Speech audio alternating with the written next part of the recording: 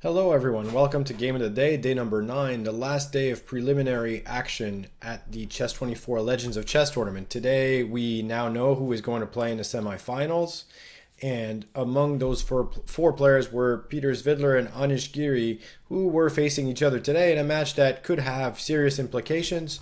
For one thing, it would matter for who would finish in third versus fourth place, and that would would imply that one of them was going to play against Magnus Carlsen, who had already secured his first place, while the other would play against Jan Nepomniachtchi. So this was one thing that mattered. Also, there was still a possibility for Peter Svidler to be caught by Vladimir Kramnik if he had won his match against Magnus Carlsen, which did not happen. We had a lot of interesting chess today, some really solid games, for example, between Ivanchuk and Anand. Then we had... Of course, the Magnus match against Kramnik was interesting.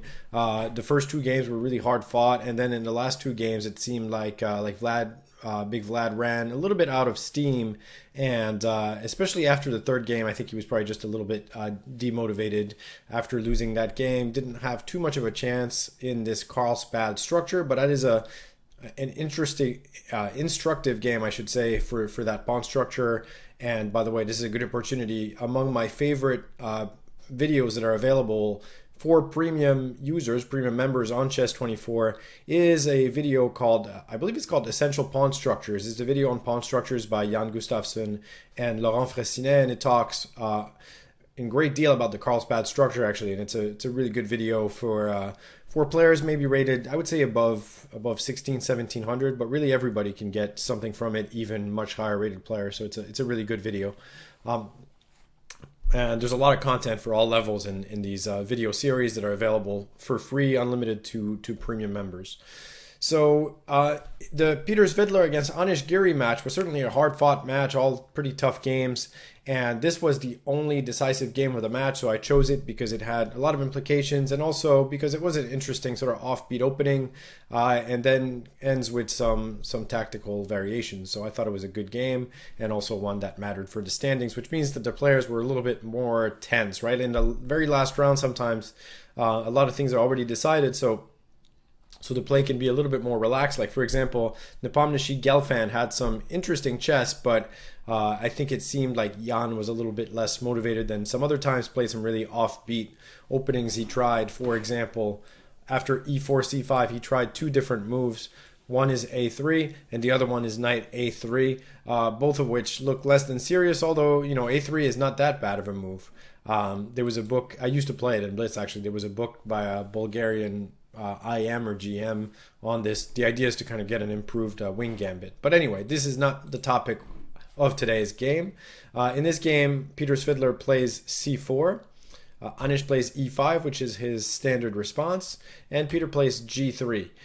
The move order here does matter depending on how white starts. It does kind of change which setup. So even if you're going to play g3, you can, for example, start with knight c3, knight f6, and then g3, which kind of allows black, of course, to go into this d5 variation. It's a little bit different when you play g3 first. Your knight is not committed to c3, so if they go for the same variation, you do have different options here. And then it also matters for the difference with g3, though, is that black can play this move c6, and it's a slightly better move order for black than with the knights out. And so we're going to look at that now. But here, Peter plays d4, which is one of the moves for sure. The other way to play is to play bishop g2, and then there are lines with d5, normally cd, cd, d4.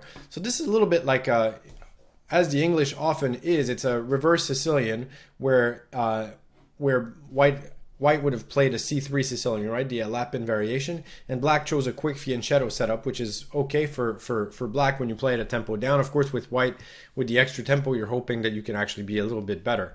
But this position is interesting. Black normally plays e4, and it's sort of a complicated positional fight. But here, Peter plays d4, which is a very principled move, and one of the main moves here. One of the ideas is that because the knight cannot come to c6, that pawn structure is actually quite reasonable for white, especially if black were forced to play d6. This is going to be a weak pawn with the pawn already on c6. So d4 is reasonable. Now ed is playable. There are a lot of games that go with d5 here, and then you can play either bishop g2 or knight f3. And usually we can get sort of either isolated pawn positions, or black can also try taking here, which leads to a different style position. Finally, the last thing I would mention on d4 is there's one more move here, which is bishop b4 check. And Peter Svidler did have a game in this against Alexander Halefman, a very strong player. He was actually world champion. He had won the World Cup one time to become world champion when FIDE was hosting these tournaments. And the game had gone like this. And the line here, this is important because you don't want to play this as black because the dark squares are weak now after queen takes d4. But the way black plays this variation is they play d6. They're not worried about this little queen trade here because in these positions the king actually finds a very nice home on c7. And this game ended in a draw, but it's a sort of a normal position that white gets playable, certainly playable to try to be a little bit better, but black is very solid. So anyway, in this game, Anish plays e4, which again tries to go into this kind of Alapin variation, which with white having the bishop on g2. It's also reminiscent of a Caro-Kann, right? It looks a little bit like, if we go all the way back, if white plays this way, d5, e5, c5, this is actually very similar, where white could play c3 here, for example. We have almost a reverse position here. Would say bishop g2 d5, right? It would look very similar. Now Peter makes a very unusual move, and of course knight c3 and bishop g2 are both sort of playable alternatives that lead to positions like the ones we looked at. For example, like this, knight comes to f4, bishop to g2, sometimes f3. It's a complicated, black can develop with knight c6, bishop b4, knight e7 to make sure they keep d5 well under control. And these are balanced but interesting positions. Peter here goes for an original move, though. He plays queen to a4. Very original. The idea of it seems to be that it makes it more difficult for black to play d5 because he's going to have a pin. And he's preparing to play knight c3 with the idea of putting pressure on this pawn. But Anish actually responds in a very interesting way here. Of course, there are many possibilities here. You could play knight f6, for example, but Anish decides to play d5 anyway. And it's actually quite impressive. I'm assuming he was not prepared for queen a4. It's only been played a few times and certainly looks a little bit weird. So it's one of these moves that maybe you look at. I saw that the strongest player who played queen a4, by the way, is someone who is well known on the chess24 Spanish channel. David Anton Guijaro has played that. So after d5 pawn takes, Anish's idea was to play here bishop d7 because you don't want to play queen takes d5. That will be a pretty ugly position. The pawn on e4 is way too weak. But the idea was to play bishop d7 and basically sacrifice a pawn. And it's interesting because this queen has already moved one time. White has not developed any pieces yet, so they're not exactly well placed to kind of defend against an attack. That being said, it would have been interesting to see Peter accept this pawn sacrifice and try to continue to play here. Peter decided to go another way. And black actually, by the way, can capture in both ways. But first, when I first looked at the game, I was like, I'm sure it's bishop takes c6 with the idea that the pawn can come to e3 sometimes. But when I looked at it a little bit more, I realized that this e3 move doesn't actually do that much, because after f3, the pawn is weak, as sometimes happens, and here it's difficult to defend it. So probably after pawn takes e6, Anish was going to play knight takes. And honestly, the position is just kind of a mess. I certainly think black has reasonable play. He's so fast to develop here. Knight f6, the knight can come to b4, rook c8.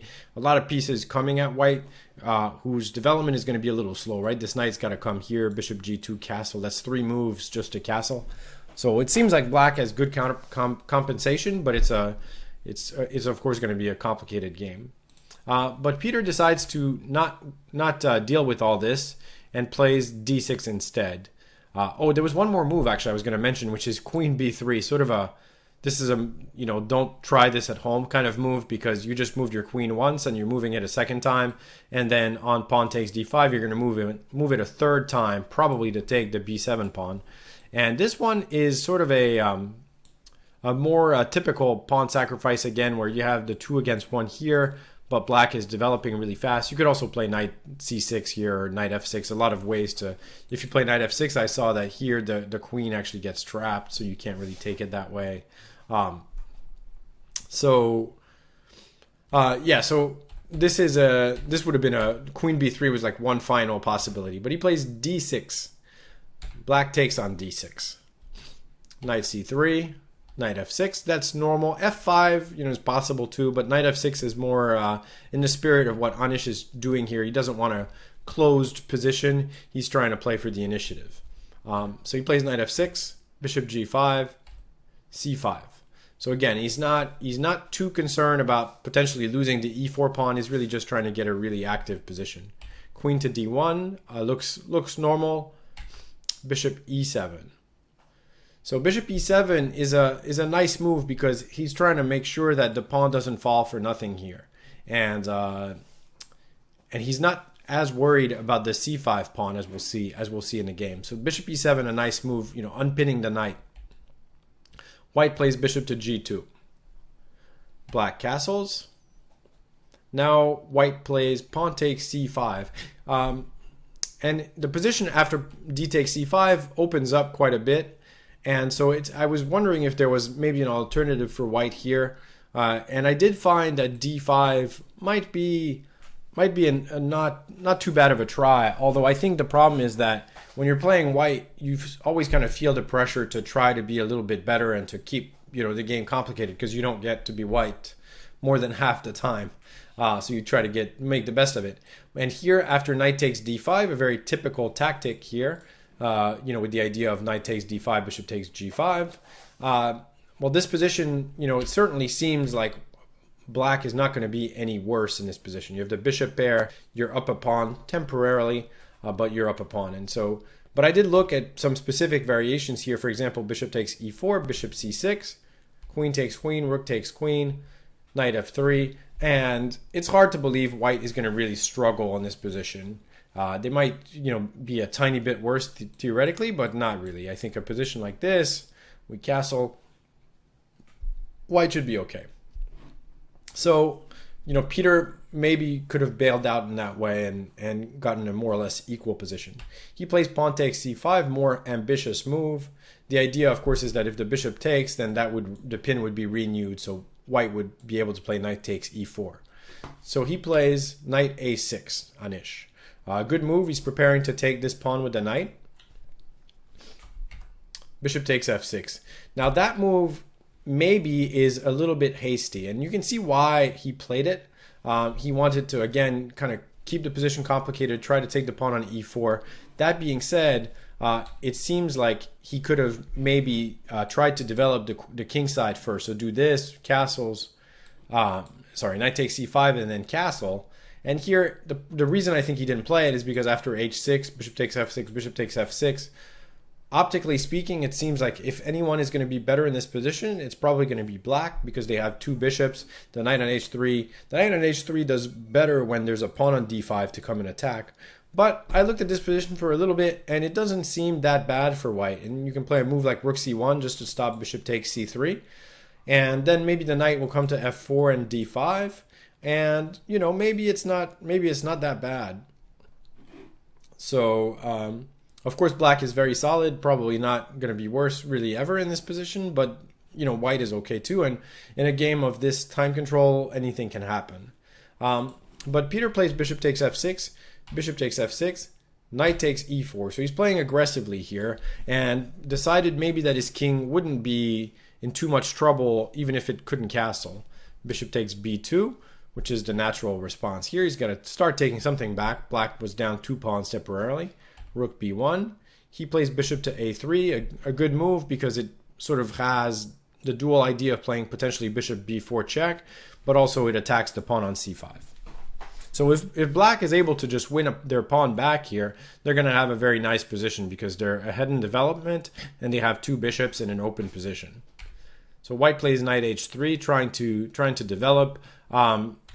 There were other possibilities. I don't want to go too deeply here, but knight f3 was also possible, and there's a lot of variations here. You can try either to keep the queens on with queen a5 check, and then a position like this, king f1, and putting a rook probably on d8 to defend that bishop with kind of a messy position.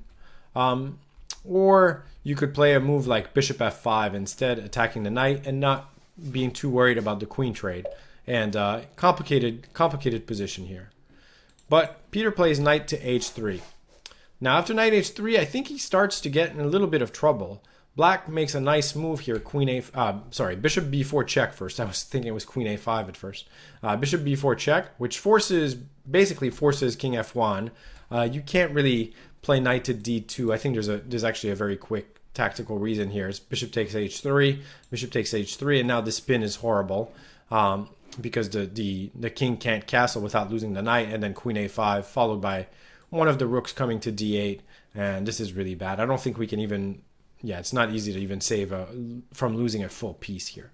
So after bishop b4 check, he plays king f1, which, okay, I mean, if he gets to keep his pawn and play, knight f4 and maybe h4, king g1, king h2, in theory, black could be in trouble. But black has a lot of time to do something here.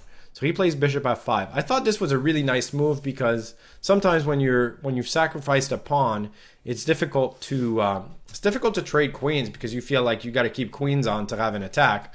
But in reality here, the queen trade is just really bad for white. If white takes on d8, either rook takes. There's sort of benefits to both. Let's say rook f takes. In this position, black has great compensation. I actually think I like rook a takes better because this rook might be better off on e8. So black is going to win their pawn back here, and white is several moves away from even getting their king out of dodge here. Right now, too, if the rook moves away, there's a mate on d1, so that's important as well. This is just a better endgame for black. And so, but there was a better move probably than what Peter did here. Peter played c6, so trying to ruin black's pawn structure before making a queen move. But it looks like maybe he could have tried to play knight f4, just try to quickly get everything, get the king to h2, for example, or try to get his pieces in a game. And here, I didn't find a super easy path for black. It does seem like black is better. I look at either captures, on c5, either with the knight or with the bishop. They're both interesting. But let's say bishop takes c5, queen b3, and then a move like rook c8. And it looks like, it's a nice position for black, but white now can try to play bishop f3. Their knight is not attacked anymore on h3, king g2, and I think black is doing well because they're not down any material. They can even play a move like b6 to defend that pawn. They do have 2 bishops, and the white king is always going to be a little bit weaker. That being said, it's not that bad for white. So that was possible. c6, it's natural to try to ruin black's pawn structure, but opening up the b file actually makes things a little bit worse. So here, like if he tries to do the same thing with knight f4, the problem is that queen e7 immediately attacks the knight, and he's already given the pawn up, right? Like, so in the other position, on knight f4 right away. Instead, so I'm going back to not playing c6. If queen e7, he has knight d5. But now with the pawn on c6, he doesn't have that idea, right? So on knight f4, queen e7, the knight is in trouble. So he plays queen a4, which was his idea. Now Anish plays queen e7, which is another nice move. Defends the bishop, but also prepares to, well, not prepares, but attacks the knight on e4. Queen takes a6. There was actually a weird move here that the computer found. I had not thought of this one really because it just looks ugly to a human at first sight. Until you start looking at it, then you're like, actually it kind of makes sense. But f3 was a move that made things pretty solid. The idea is that, even though this structure at first looks really ugly, it's actually not bad for white. He's very close to playing bishop f3 and king g2. And after that, the king would actually be super safe. Meanwhile, this knight on a6 suddenly is attacked, right? And there's not really a good square. It can't go to c5 because the bishop hangs on b4. And so yeah, and even though there's the appearance of moves like f5, here it doesn't really work. Like white can play e5, and now they're attacking this. Their bishop is coming to life here. Suddenly, nothing's clear, and the knight can come to f4. So f3, a really sort of counterintuitive but decent move. Black is still okay here, and actually black is better, but they have to find a move like bishop c8, which is a tough move to play. It's one of these backwards moves, not easy to play. And after knight f4, it's a game. The knight's trying to come to d3. It's still very much a game. I think black is probably better, but it's not over. Peter played queen takes a6. Now black plays bishop takes e4. The rook is attacked on b1. So he plays rook to c1. Wasn't really any better move here. I think that move is okay. And Anish plays bishop f5. That move, bishop f5, is actually surprisingly strong, even though it's a little bit counterintuitive because it leaves the pawn on c6 to be taken. But it's a really strong move because it pressures the knight on h3, which prevents white from doing what they really want to do, which is get their king to g2. And so here it's really difficult for white to make moves. The pawn on c6 is immune. We can look at it. Well, first of all, queen takes c6 just falls to rook c8 with the rook on c1. Rook takes c6 is not much better because the rook is vacating the first rank, which is very important. And now black can play something like rook d8, rook c1 to try to prevent rook d1, and then just rook c8. And this position is black has all of their pieces out while these guys are still not able to help. So there'll be all kinds of mate ideas right after rook takes. Now here, either rook takes or bishop takes really are good, but let's say bishop takes, and then on queen a4, yeah, this is just going to be force mate. Something like queen c5, I think. But even queen d6 idea, queen d1 is probably very good. So after bishop f5, it's surprisingly really difficult for white to play a good move here. I think the computer finds like a defense like knight to g1, which is almost impossible for a human to make such an ugly looking move. The idea being to get the knight to safety so we can play bishop f3 and queen and king g2, but then the knight will still be on g1. So it's still a very bad position for white. So Peter plays knight f4, more natural. However, it does run into some problems. Black plays bishop d2, so a nice attack of both pieces here. And he takes on c6, which does maybe accelerate things going bad, but it wasn't easy. So rook d1 would not be much better. Rook a d8, good move to prepare. Bishop takes f4. Yeah, this position is just very difficult. But he takes on c6.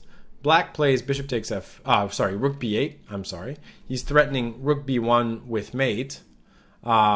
And there's not actually a very simple way to defend, because if you play bishop f3, then as you can see, this knight is protecting the h3 square, so black can take it. And then after pawn takes h3, there's pawn takes f4, there's bishop h3 check. If the king goes to g1, rook b1 will be made, so the king is forced to go this way, and this, you know, without even looking, is going to be disastrous. You could play queen b4 is a nice move here, and it's just going to win very, very fast. Here the king is forced to go this way. So after rook a b8, Peter plays e3 trying to get the king out this way. However, at this point, it's really too little, too late. Now, black finishes in style, and you can try to find a move if you want to pause the video for a second. Although, so go ahead and pause the video. Although to be fair, there are several ways for black to kind of continue, because even if they take their time here, it's probably white's probably not going to be able to escape from the grip that they're on. So Anish plays bishop takes e3. And so this is very nice, because what he's doing is he's opening the only file where the king needs to come. And so here, after f takes e3, queen takes e3, rook b1 is really a deadly threat. And if the rook can't come to c1 because the queen takes it, there's really not a good way to defend here. So in the game, Peter tried to play knight to d5, a fork here. But Anish makes a very simple move, rook b1, the king is coming to e2, rook b2, the king is forced to go to d1 so that it doesn't come into a check square, right? Like king f1 would be worse because a rook takes f2. So he goes to d1. And now Anish makes a very cruel move, I would say. Queen to e5. So the queen is coming to d4 is the main idea here. It's got some other ideas. It could come to a1 in some cases. And so this position is just horrible at this point for white. And he resigned. But for example, there are a few ideas. Knight takes e3, queen d4, followed by queen d2, followed by queen takes f2 if the king goes that way. Otherwise, queen d2 will be made. Otherwise, what can we look at? Pawn takes e3. The simplest is just to take that bishop here. The queen is coming to a1. Among other things, the knight is attacked as well. So there's clearly no defense here. What else? I looked at queen c4 to just prevent queen d4. And then the simplest is just to take on f2, attacking the bishop. There's ideas with bishop g4 as well. There's queen a1. So really a ton of problems here. So a game from Anish Giri that was very convincing, very nice, played for the open lines. Sometimes he gets the reputation of being a quiet player, but if you look at his games, it's actually it feels like he proves you wrong quite often. So it's not he's not as quiet as sometimes the reputation lends itself to. So of course both of these players qualify for the semifinals, as I mentioned earlier. But they will not be playing each other unless they make it to the final. So so Anish is going to be playing against Jan, and Magnus will be playing against Peter. So with that is the game of the day for day number 9. I hope you enjoyed it. It was a sort of an unusual opening. We will be back for more action. Check out tomorrow's Q&A session with Jan Nepomniachtchi, and tomorrow or today, depending on when you listen to this video, but it is going to be on Friday, and then on Saturday the semifinal action will begin, so tune in for that. Thanks for joining me, and I will see you all in just a couple days.